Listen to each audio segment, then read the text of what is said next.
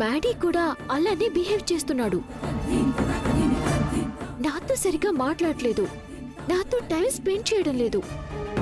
చాలా మారిపోయాడు. మీరు చాలా మారిపోయారు మధుబాబు. నేను మారిపోవడం ఏంటి? ఇంతకాలం నన్ను బరువులా ఫీల్ అయ్యేవారు, కానీ ఈరోజు మీ అంతట మీరే బాధ్యతగా ఫీల్ అవుతున్నానని చెప్పారు కదా. ఇంతకాలం సీనియర్ నాతో మాట్లాడితే జస్ట్ కోప్పడేవారు. ఈరోజు ఏకంగా సీనియర్ని కొట్టేశారు. నిజంగా నానంటే అంత ప్రేముందా మధుబాబు? హలో, ప్రేమ లేదు, దోమ లేదు. వాడిని అలాగే వదిలేస్తే విన్నావు కదా, ప్రేమ అంటాడు, పెళ్ళి అంటాడు. అప్పుడు తాతయ్య యమధర్మరాజు అవుతారు. యమపాశాన్ని నా మీద కొదులుతారు. ఆ భయంతోనే వాడిని కొట్టాను తప్ప నీ మీద ప్రేమతో కాదు. సీనియర్ నన్ను కూడా చూడకుండా కాలేజీలో అందరి ముందు నన్ను కొట్టాడంటేనే అర్థమవుతోంది కదా త్రిష, వాడు కూడా లక్ష్మిని లవ్ చేస్తున్నాడని. అవును సీనియర్. త్రిష, నీకు మ్యాడీ కావాలి, నాకు లక్ష్మి కావాలి. వాడు లక్ష్మి జోలికి రాకూడదంటే ఏం చెయ్యాలో ఏదన్నా ఐడియా ఉంటే చెప్పు.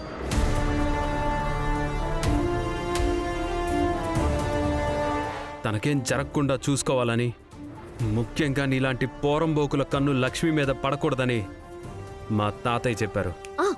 సూపర్ ఐడియా ఉంది సీనియర్. మ్యాడీ చెప్పినట్టు మ్యాడీ వాళ్ళ తాతయ్యే లక్ష్మి బాధ్యతని మ్యాడీకి అప్పగించారు.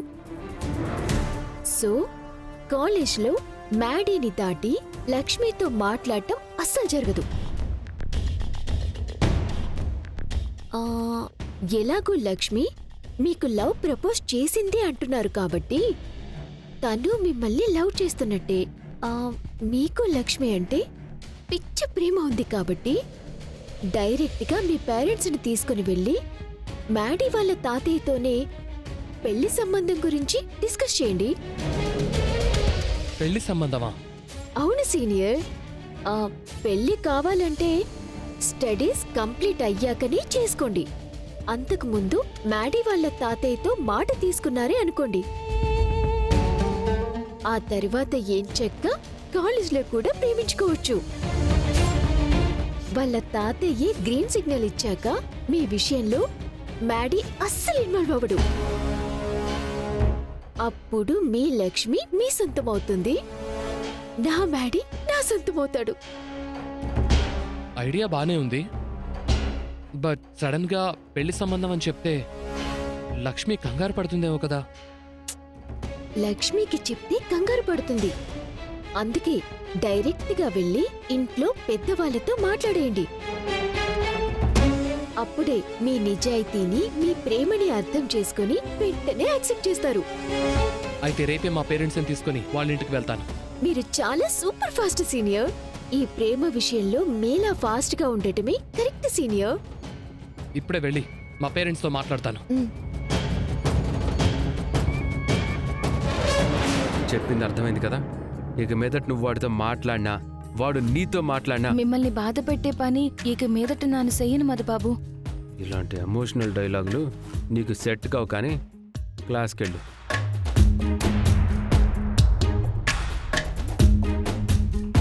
సారీ, ఇందాక నీ మీద చేయొత్తాను కదా.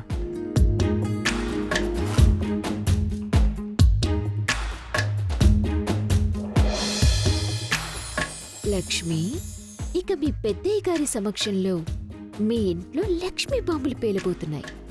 ఆ బ్లాస్ట్ తో ఆ ఇంట్లో నీ కథ క్లోజ్ అయిపోతుంది.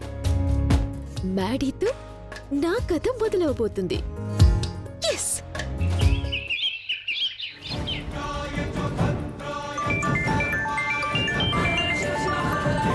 అమ్మ కాల్ చేస్తుందంటే.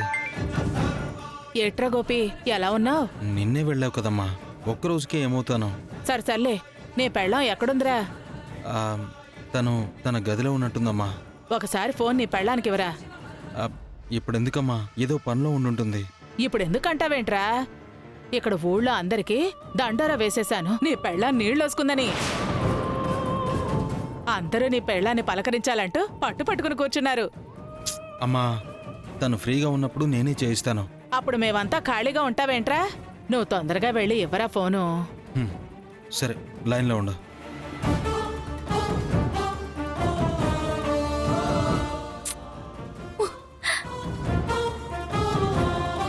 ఓ వావ్!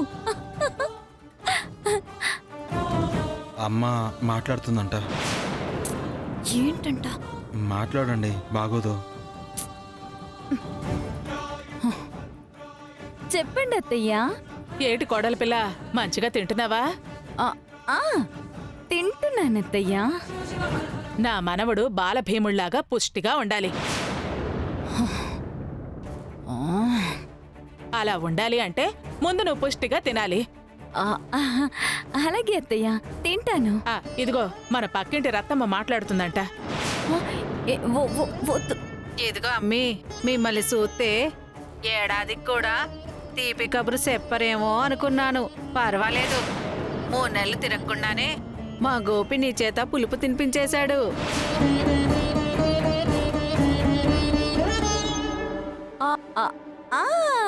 అవునవును, మా అత్తయ్యకి ఒకసారి ఇస్తారా? హలో, అత్తయ్య నాకు వామిటింగ్ వచ్చేలా ఉంది, తర్వాత మాట్లాడతాను. వాంతులు అవుతున్నాయా? నా మనవడిని జాగ్రత్తగా చూసుకో.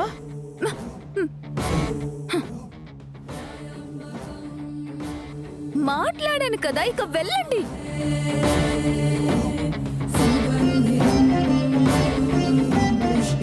చూసారా, నా కోడలు తల్లి కాబోతుంది అంటే మీరెవ్వరూ నమ్మలేదు. ఎప్పటికైనా నమ్ముతారా? ఏమంటావక్క? నీ కోడలే చెప్పినాక నమ్మకుండా ఎట్టా ఉంటాం సరోజా.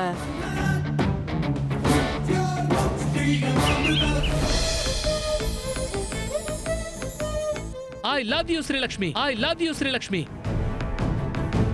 లక్ష్మిని చూడ్డమే కాదు, ఈ రోజు నుంచి లక్ష్మిని లవ్ చేస్తాను, పెళ్లి కూడా చేసుకుంటాను. హలో ఎర్రబస్సు, మార్నింగ్ కాలేజీలో జరిగిన గొడవ గురించి ఇంకా ఆలోచిస్తున్నావా? ఆ సీనియర్ ఎందుకు అలా ప్రవర్తిస్తున్నాడో నాకేం అర్థం కావట్లేదు మధుబాబు. మార్నింగ్ చెప్పావు కదా, అతనేదో మిస్అండర్స్టాండ్ చేసుకున్నట్టున్నాడు. నువ్వు లైట్ తీసుకో. ఇలా డల్గా ఉన్నావంటే ఇంట్లో దొరికిపోతాం. మళ్ళీ తాతయ్య లాయర్ లాగా కూపీ లాగుతారు. బై మిస్టేక్ విషయం చెప్పావనుకో, వాడికంత చనువిచ్చినందుకు నిన్ను, ఇంత జరుగుతున్నా నువ్వేం చేస్తున్నావురా అని నన్ను ఉతికి ఆరేస్తారు.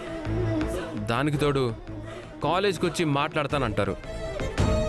ఇవన్నీ జరగకూడదంటే నీ మొహంలో ఎప్పట్లాగే స్మైల్ ఉండాలి. సరే మధుబాబు.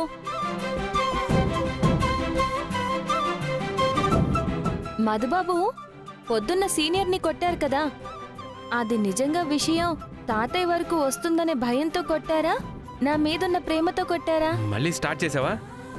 నా మొహంలో స్మైల్ ఉండాలంటే మీరు నాకు నిజం చెప్పాలి మధుబాబు. సరే నీ ఇష్టం. కారణం ఏదైతే నీ మొహంలో స్మైల్ కనిపిస్తుందో ఆ రీజనే అనుకో. ఇంట్లో మాత్రం గొడవ గురించి అనుమానం రాకూడదు.